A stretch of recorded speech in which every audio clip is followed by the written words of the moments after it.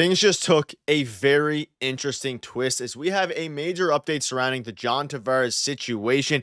And as the sides continue to negotiate, this brand new report has dropped, revealing information that we have yet to hear about in this entire fiasco. We're going to break down exactly what that report is and discuss how this changes everything for the Toronto Maple Leafs, as we also have a few other updates to discuss on this episode. But folks, a ton to go over today. But before we get into it all, if you're a part of the percentage who aren't subscribed to the channel, this is the place to be for daily Leafs content. Make sure to hit that subscribe button. About 70% of you who are watching right now, 71% of you actually aren't subscribed, so make sure to hit that button. Darius, some more information has come out surrounding John Tavares and his future in Toronto. Now, obviously, this alongside the Matthew Nye situation are the two situations that are expected to be resolved first before there's a bunch of new stuff surrounding Mitch Marner. It's been very quiet on the Mitch Marner front, and I still think he's not going to remain a Toronto Maple Leaf, or rather not return Toronto Maple Leaf into the Toronto Maple Leafs. But we have some interesting insights surrounding John Tavares here, and let's just dive right into it. Now, there's two different things, and let's start with this one here. Now, some very big news, but we also have a report that gives some insight, but we'll start with this.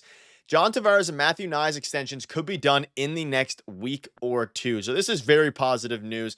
And this, of course, came out a couple days ago. Now, we covered that briefly, but you pair this with the new report here that kind of changes things a little bit. Now, Matthew Nye's we expect to be done soon. And this is, of course, June 10th-ish initial report. Now it's June, 13th.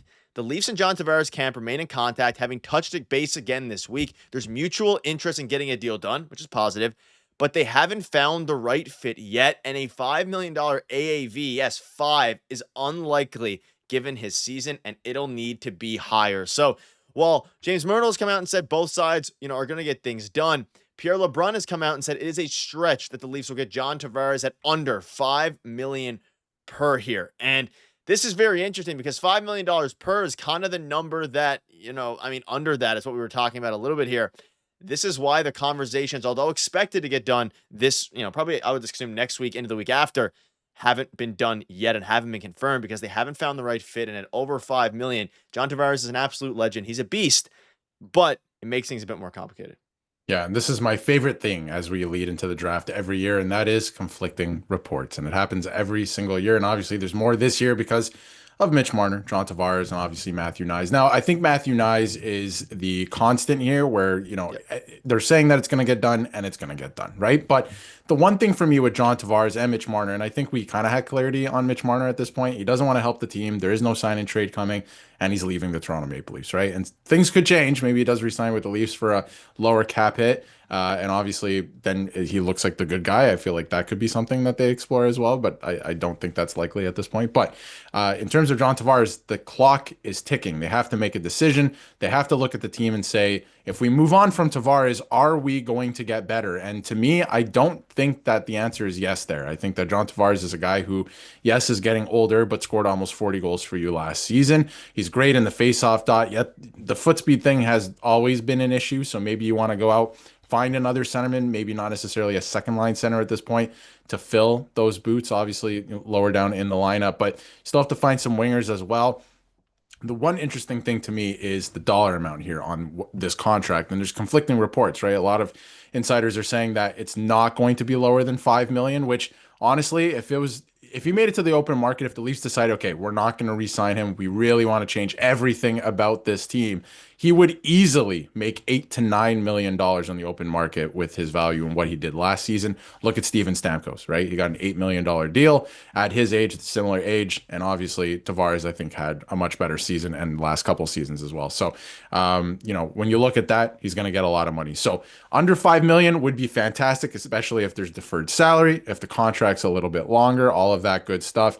Maybe ends up on Robida Island, all that. And I know people are wondering what that is. It's just basically like, we pretend you're injured and say you're injured and you end your career and the money kind of disappears, the cap hit disappears. But, that's an avenue as well. But, ideally it's a shorter contract if you want some more money. But if for the Toronto Maple Leafs, again, the only way it makes sense is if it's like 6 or 7 million. Even if you're going 7, that's already pretty tight. You have to fill in the wings still, especially because Mitch Marner's leaving.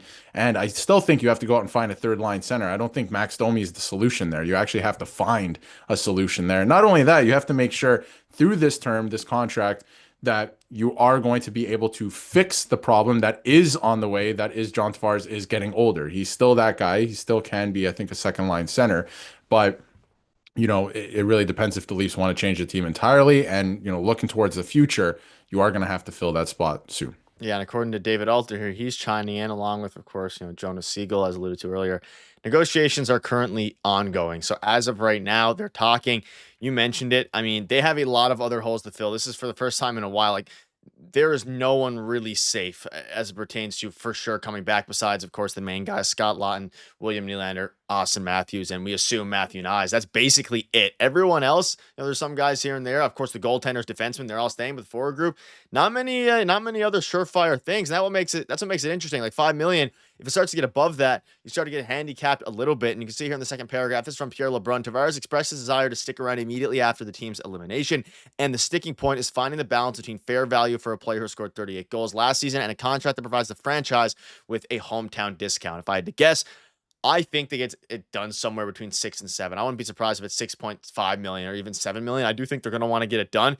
But I also think now it's kind of turned into there is a world where he isn't a Leaf next season and they want to change the DNA. We had a video on Nazem Kadri yesterday. Some people in the comments don't want him. I saw some people in the comments kind of agreeing with me and do want him. And it's a very interesting scenario now that we're at here. Sorry.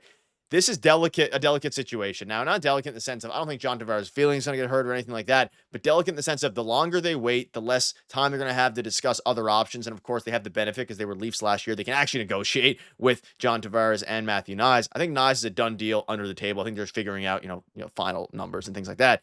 Whereas John Tavares, I still think now you might be right in a couple of videos ago where you said it's 50-50. I'd say it's around 70-30 that he signs back, but it's lowering because I was at 90 or something like that a few days ago, 90 or 80. So it's a little bit interesting. And if the number's a sticking point here, I mean, we were talking about contracts with him making, 4 million over 6 years, similar to the Chris Tanev deal. If it's 6-7 million, then you have to really, take a step back and figure out if it's worth it, because JD Bunkus, James Myrtle, he's reporting the opposite of Pierre LeBrun. And I tend to believe Pierre LeBrun in this instance.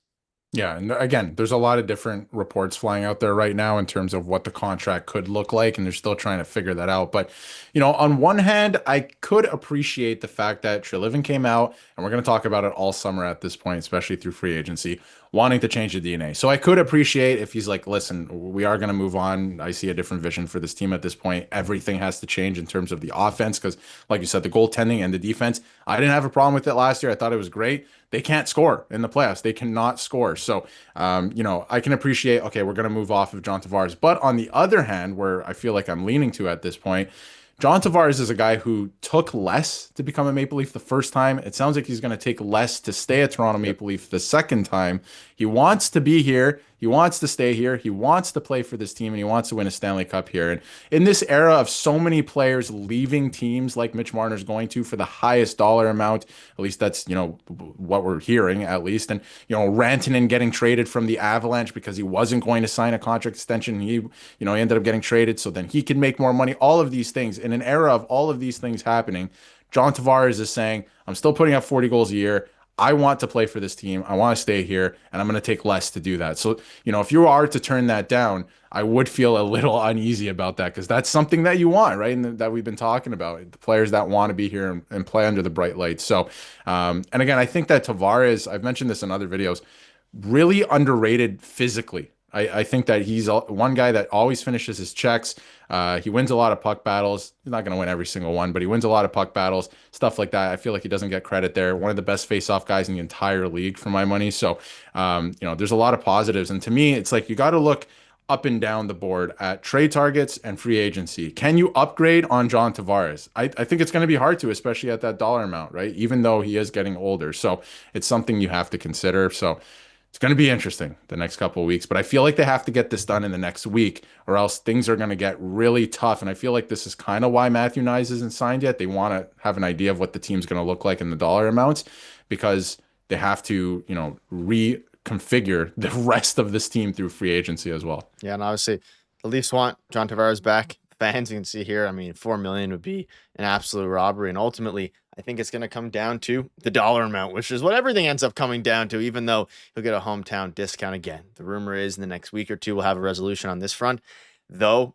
It's going to be interesting, and I'm not ready for that uncomfortable conversation if John Tavares doesn't, sign by when free agency opens here very, very soon. But let us know down below what your thoughts are. One other point as well that I see a lot of people commenting about, John Tavares is a beast in the power play. That is going to be crucial as well. What their power play would look Yeah. like without John Tavares there. Like, there's a lot of different things and tangibles. How William Nylander, would he move up to line one? Would he stick with John Tavares there in line two? They played the entire year together, basically, on that second line, the entire year. So, a lot of different implications there. But let us know down below what your thoughts are. You guys are fantastic. Thank you guys for watching. See you later.